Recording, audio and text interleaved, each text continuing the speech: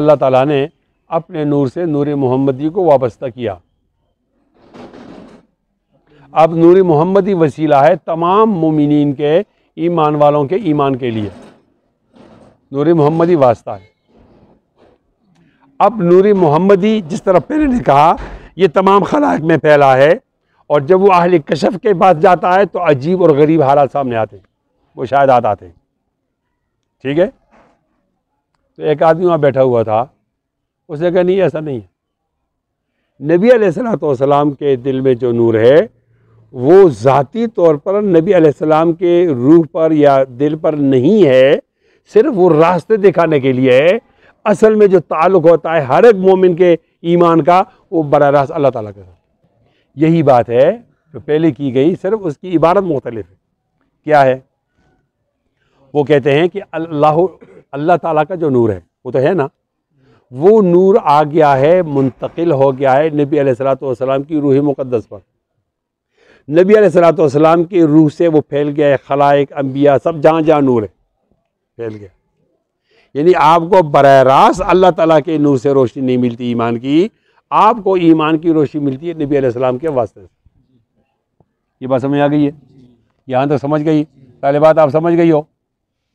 ایک آدمی بیٹھا ہوا تھا، اس نے کہا نہیں، نبی علیہ الصلوۃ والسلام کا جو نور ہے وہ صرف راستہ دکھانے کے لیے ہے، وہ مرکز انواریات نہیں ہے. مرکز انوار تو اللہ تعالیٰ ہے. اب دونوں باتوں میں نتیجہ کیا ہوگا؟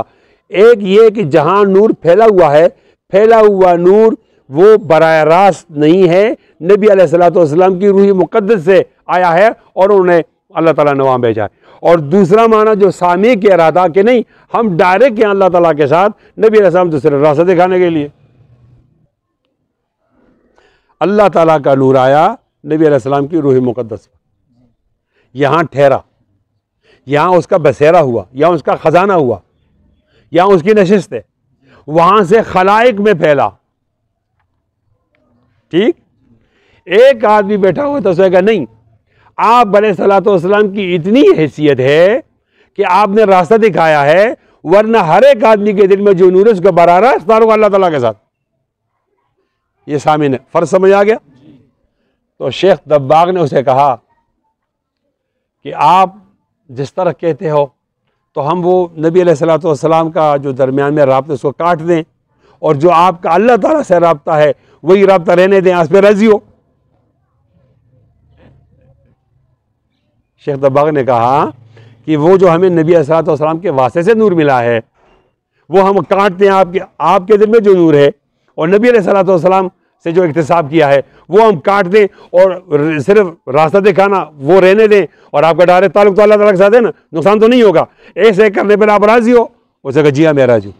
ابھی اس نے یہ بات کی نہیں تھی کہ وہ تار کٹ گئی، اور فوراً وہاں صلیب پڑا ہوا تھا، اس شخص نے صلیب کو سجدہ کیا اور اللہ اور رسول کا انکار کیا، فوراً موت آئی اور اس طرح بے ایمان مر گیا.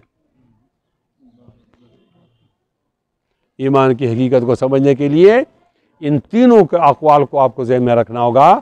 نانوتی رحمۃ اللہ علیہ کا، مجدد الفسانی رحمۃ اللہ علیہ کا، اور شیخ دباغ رحمۃ اللہ علیہ کا. کتاب الایمان. بسم اللہ الرحمن الرحیم. باب قول النبی بنی صلی اللہ علیہ وسلم بنی الاسلام علی خمس.